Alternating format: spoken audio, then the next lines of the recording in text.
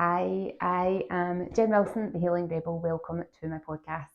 Today, I want to talk about a post that I put out on social media recently, which has sparked a few conversations with different people.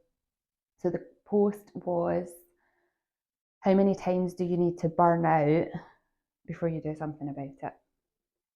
In my ideal world, I would be able to help you prevent yourself from burning out in the first place.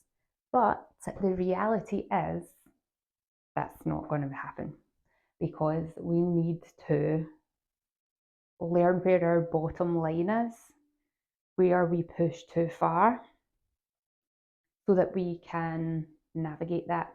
And what feels like burnout, or what happens to create burnout in one person, is going to be very difficult.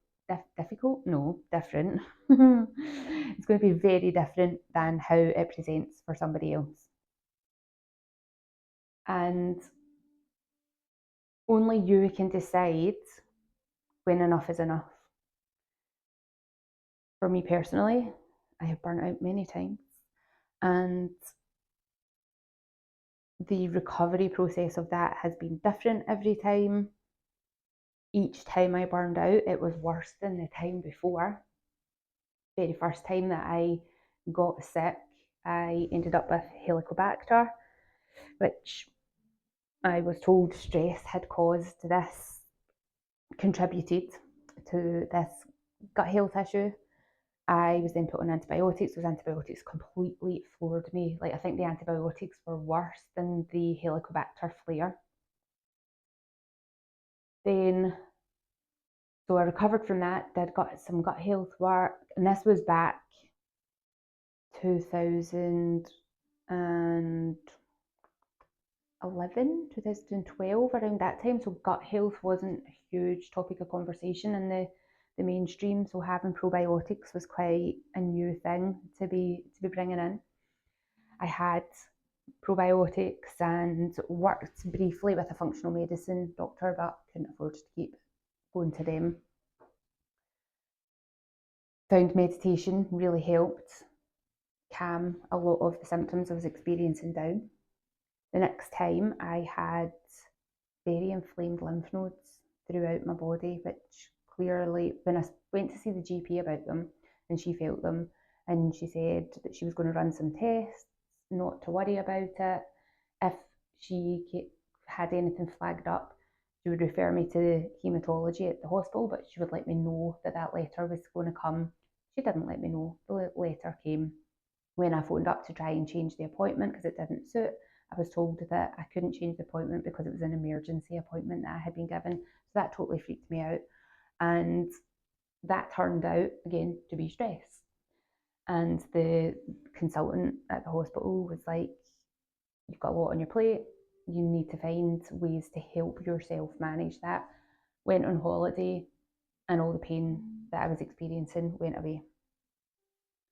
Then the next big thing that I can remember was being diagnosed with Crohn's.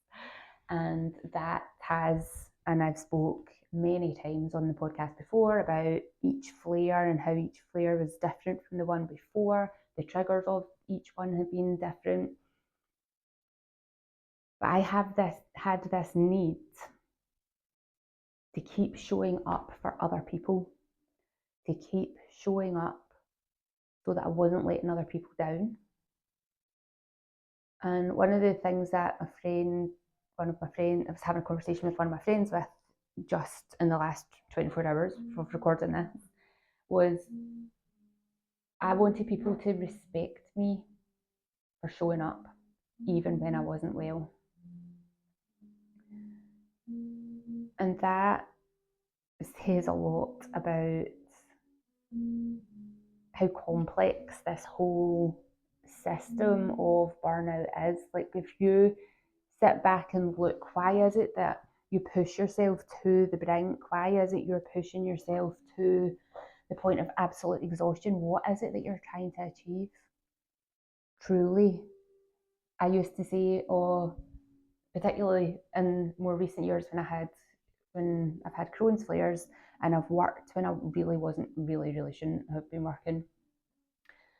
if I don't work, I don't get paid because I have this gig economy type job. I need to be present to teach my classes. I need to be present to do one-to-one sessions.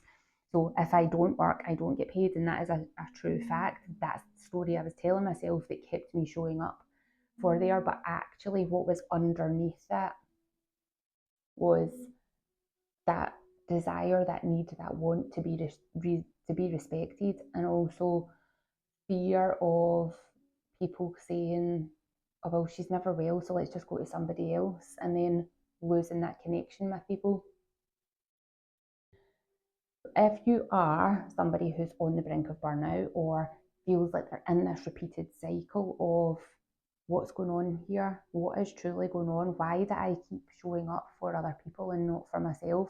A lot of people that I speak to work in this service industry where we're helping other people, we are caring for other people, we're trying to help other people be healthy. But if we are not healthy ourselves, how are we going to help anybody? Like, you're literally just treading water trying to do. So the treatments that I offer, the way I work with people is, how can we move your body in a way that feels good for you without overstimulating the nervous system? How can we find ways for you to relax in a way that works for you? Because what helps you relax one day might not help you relax the next day. What works for you might not work for the next person. What can you do that helps you switch off and let go? And that's the kind of things that I teach. One of the videos that I did recently for the Healing Rebel Body Mind Reset membership was around the baseline of your nervous system, where you've got this baseline, which is where your nervous system dances quite freely between sympathetic, parasympathetic, so that you can take action and then recover, and you can do what you need to do, and then you can digest your foods, and you have this beautiful dance between the two.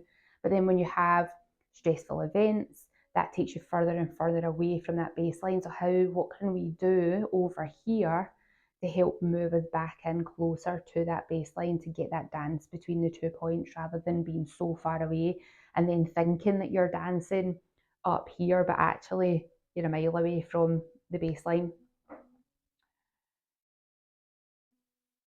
So the question for you today is to think about, how bad does this need to get before you take action? What does that look like to you? And then why? What is it that you are trying to prove to yourself, to the world, to maybe you're looking for parental approval, maybe the school system, the work system is not set up for people to be unwell. They expect you to still come in if you're not well, because they don't want people taking the piss, because profit margins, blah, blah, blah. If people were happy at their work, they wouldn't need to take time off, apart from when they were genuinely unwell. So I don't think that there's that many people screwing the system. I had this conversation with an HR manager who was talking about, if you have somebody in a team that has consistent days off, like they're always phoning in sick, and there's a pattern to that, you need to look at why is it that actually there's a hormonal situation that's causing this. So how can we help that person so that it's less impactful on work? And if it's not something like that, then why are they so unhappy in their job that they need to take time off? So for those of us who never take time off, what is it we are so scared of by taking that time off? What is that judgment? What is that fear that we are scared of for taking that time off?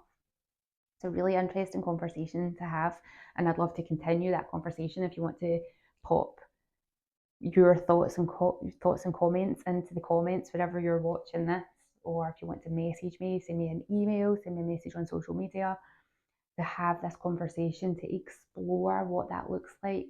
And then when you are ready to say enough is enough, right, I want to get back to that baseline so that I can dance in between the nervous system, so that my body works as optimally as possible, then let's have a conversation.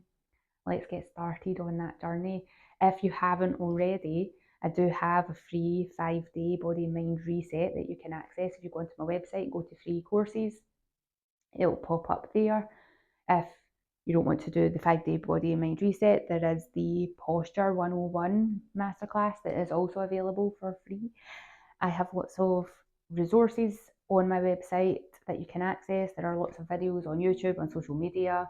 Reach out, have a watch. What is it that you need help with? Please do reach out. And if anybody that you know is experiencing this cycle of burnout, and anything that I've said in today's episode that maybe resonates with yourself or with could resonate with somebody else, please do make sure that you share it. If you have liked it, please do like. And if wherever you're watching, if you could subscribe as well, if you don't already, greatly appreciated.